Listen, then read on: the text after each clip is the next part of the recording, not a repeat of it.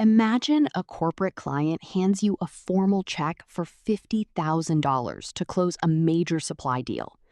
You deposit the instrument, watch your account balance update, and immediately allocate the funds to pay your own vendors. But 72 hours later, your retail bank reverses the deposit, deducts the money, and hits you with a financial penalty. Why? Because the check bounced. To the average retail consumer, this is viewed as a minor banking inconvenience, an embarrassing accounting error. But to the commercial business owner or executive who wrote that check, they have just crossed a fatal legal threshold. Under international banking frameworks and British common law traditions, a dishonored check is not a simple unpaid bill. It is a statutory breach of a negotiable instrument, a severe legal offense that can instantly trigger asset seizures, corporate credit blacklisting, and mandatory criminal prison sentences for the signatories. Welcome back to the Banker's Desk. Today, we are opening the legal archives to deconstruct the exact legal reality of a bounce check, how clearinghouses process dishonored paper, and why commercial banks treat a bad check as criminal financial fraud. To understand the legal trap, you must first understand the hidden mechanics of the interbank clearing system. When you deposit a check, your bank usually grants you immediate conditional liquidity. But over the next 2 to 3 business days, that instrument is routed through an automated clearinghouse, where the paying bank, known legally as the drawee, verifies the account integrity. A check can bounce for several distinct legal reasons.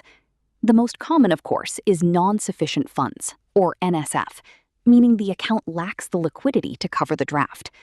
But a check will also be instantly dishonored for technical defects, a discrepancy between words and figures, an expired or stale date, over 6 months old, or an unauthorized signature mismatch.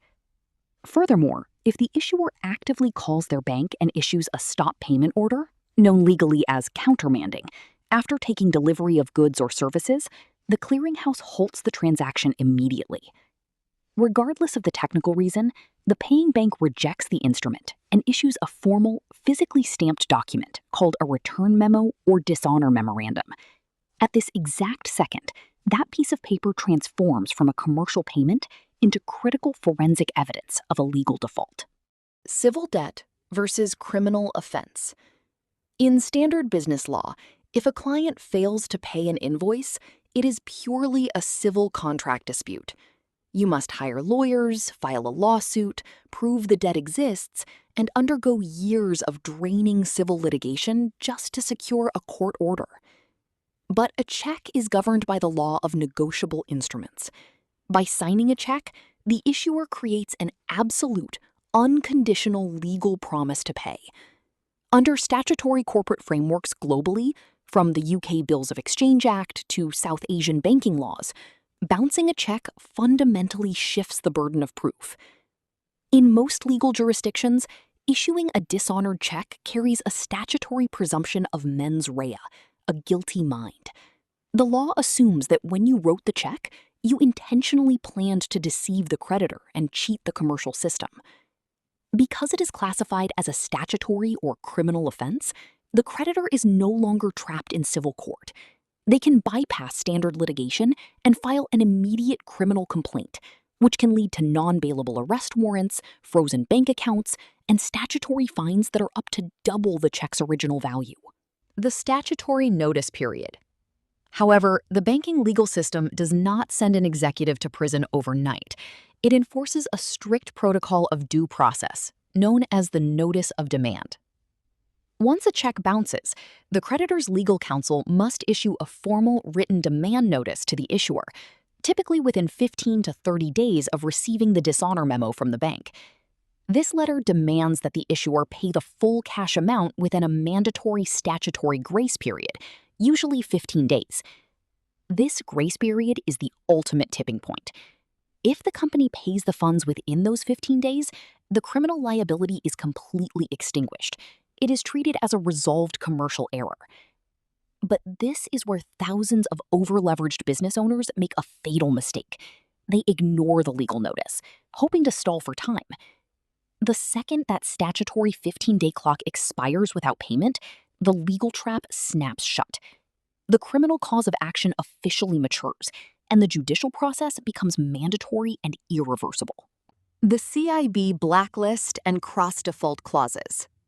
Long before a criminal judge ever hears the case, the banking system administers its own ruthless commercial punishment through central information bureaus, the credit registries of the financial world. Commercial banks are legally mandated to report dishonored instruments directly to central banking authorities. A company flagged for check bouncing is instantly downgraded to default status across the entire national banking grid. Even worse, modern corporate loans contain a terrifying legal provision called a cross-default clause. This clause states that if a company defaults on or bounces a check with Bank A, it is legally considered an immediate default on all existing loans with Bank B, Bank C, and Bank D. Overnight, the company's revolving credit lines are frozen, international letters of credit are canceled, and long-term term loans are immediately recalled. Without access to working capital and clearing infrastructure, even a profitable corporation will suffocate and collapse within weeks. The corporate governance shield. This severe systemic risk is precisely why in major corporations, the handling of negotiable instruments is never left to casual accounting staff. It falls under the strict governance of the company secretary and the board of directors. Under corporate law, directors who actively manage the company's finances hold joint and several liability. If a corporation issues a bad check, the CEO, the managing director, and every signing authority on the bank mandate can be personally named as defendants in the criminal lawsuit. To protect the board from prison and the company from CIB exile, an elite company secretary enforces rigid internal controls, ensuring that dual signatory mandates are respected, daily liquidity buffers are audited, and no instrument leaves the corporate vault without verified, cleared cash standing behind it. A check is not just a piece of paper. It is an absolute legal reflection of corporate solvency and institutional trust.